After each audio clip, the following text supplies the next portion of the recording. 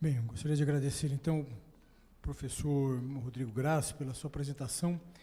Eu aqui na condição de moderador, né, eu vou fazer uma discussão sobre algumas questões que foram apresentadas. Foi uma mesa de altíssimo nível, trazendo questões extremamente importantes para nós, que linkam a pesquisa com a prática clínica. Isso é fundamental para a organização de qualquer política pública, e a política pública na área de álcool e drogas não foge a essa regra. O professor Erno, quando nos traz aqui a sua apresentação, essa apresentação, para mim, ela é muito cara e ela é muito afetiva. Para mim, eu passei os 2 últimos anos da minha vida lá no Ministério da Saúde, trabalhando na política pública de saúde mental. E, antes de mais nada, eu já coloco aqui o grande comprometimento, o grande compromisso de hoje secretário Erno, quando era secretário municipal lá de Porto Alegre. Nós tivemos a oportunidade de trabalhar juntos na reestruturação da política de saúde mental no país. Também tive a satisfação de estar com o secretário Erno lá em Porto Alegre, na criação do primeiro CAPS AD4, né, foi o CAPS, também uma tentativa de inovar e de dar mais qualidade para a atenção, para o cuidado das pessoas que apresentam dependência química, em cenas abertas de uso, né, uso urbano de drogas, também lá em Porto Alegre, quando o professor Erno era secretário da Saúde lá. E, na mesma ocasião, eu fui também para a inauguração de mais leitos para internação de pessoas que apresentam transtornos mentais e dependência química, inclusive parte desses leitos para adolescentes, exatamente isso, que é uma população negligenciada, mais negligenciada ainda do que outras populações que apresentam transtorno mental. Então, para mim, estar nessa mesa com o secretário Erno, para mim é uma imensa satisfação.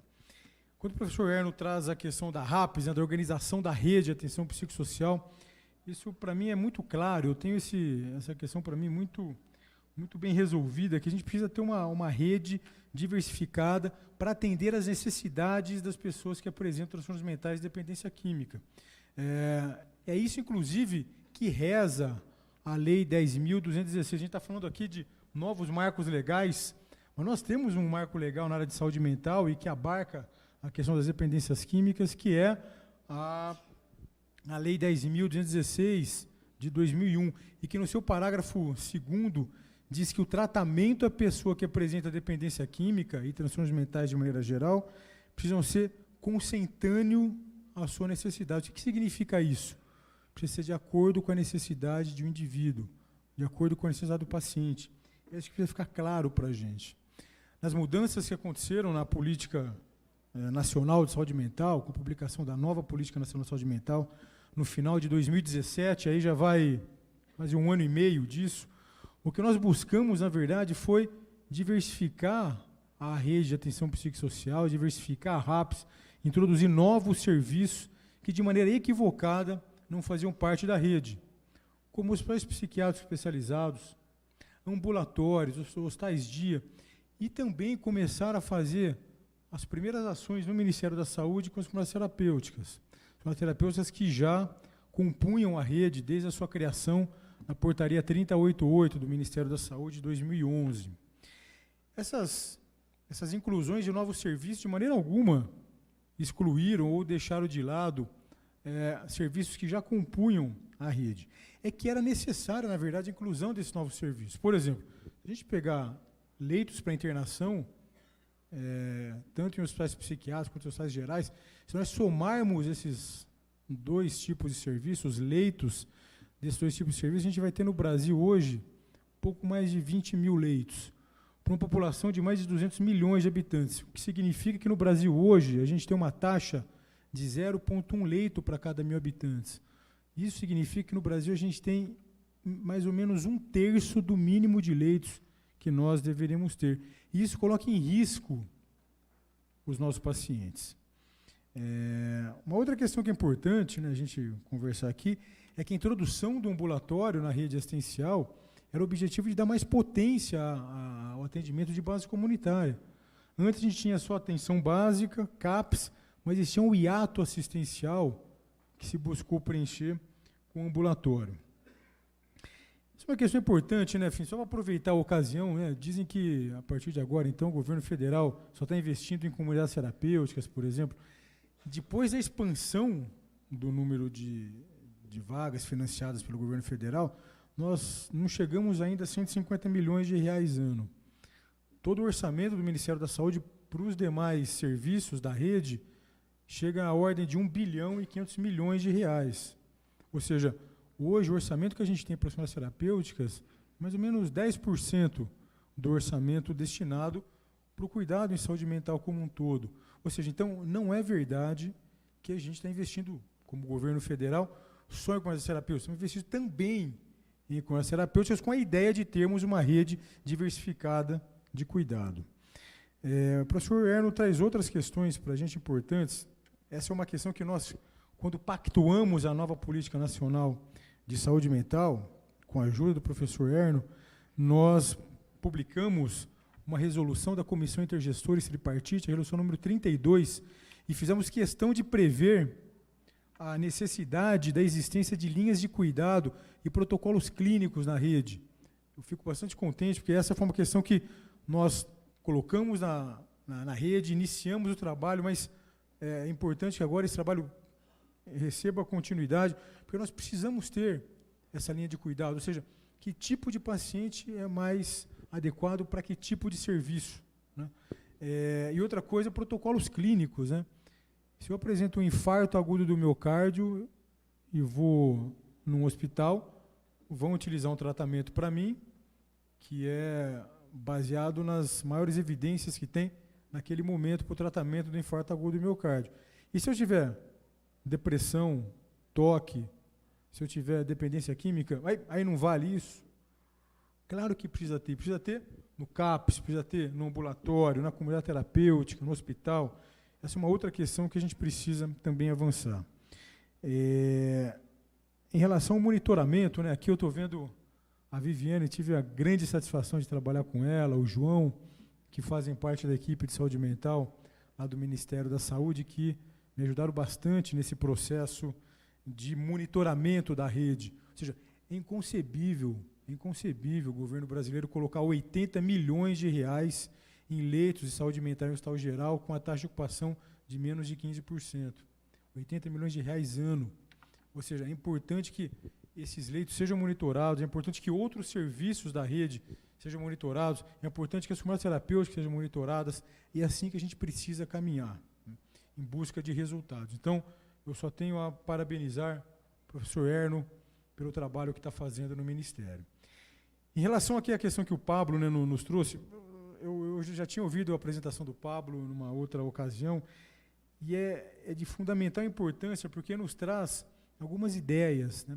Primeiro, sabendo de fatores, por exemplo, que podem estar relacionados a melhor sucesso terapêutico, a pior sucesso terapêutico nas comunidades, uma coisa que é fundamental. Muitas vezes, na hora de fazer a triagem do paciente, você pode ter a ideia de que aquele indivíduo precisa de um cuidado diferenciado, por exemplo. É importante, o Rolf também nos trouxe isso na mesa anterior, participação da família. Se a gente sabe que a participação da família pode ajudar melhores resultados, caramba, então a gente precisa trazer as famílias para o cuidado nas comunidades terapêuticas, ou seja, quanto mais dado a gente tem dessas pesquisas, né, melhor será o nosso tratamento se nós observarmos essa questão, né? A ciência, na verdade, os resultados das pesquisas servem para isso, servem para nos ajudar a obter melhores desfechos para os nossos pacientes. E, obviamente, eu parabenizo aqui ao Dr. Pablo Kurlander, e a gente precisa cada vez mais de pesquisas assim, e a ideia é que a nossa secretaria possa ajudar no fomento dessas pesquisas. Em relação à questão que o professor Rodrigo Grassi nos trouxe, né, que, enfim, são dados importantíssimos que mostram um cenário bastante preocupante e desafiador para a gente, que é o cuidado nas mulheres que apresentam dependência do crack, né? Essa questão dos filhos, né, dessas pacientes, para a gente é um enorme desafio, né? Ou seja, são pessoas que já nascem com uma chance gigante de terem grandes problemas na vida, né? gente precisa olhar para essas pessoas.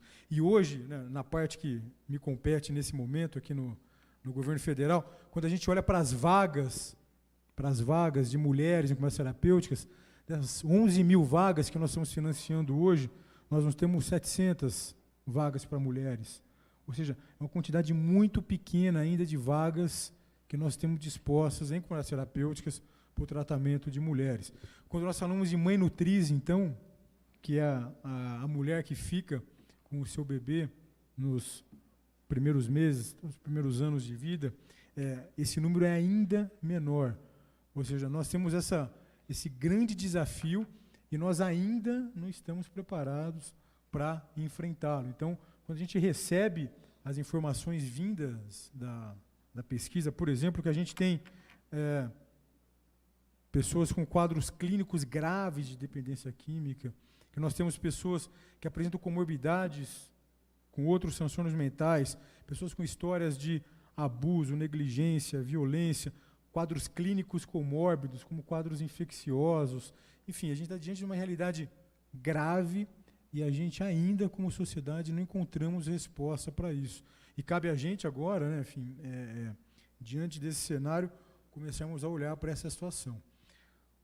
Os dados que o professor Rodrigo Grassi nos traz não nos toca apenas na questão de como devemos cuidar dessas pessoas, mas também como fazer prevenção do uso de substâncias, né? Ou seja, tem aqui, né, uma situação de abuso, negligência, violência, estupro, problemas importantes na primeira infância.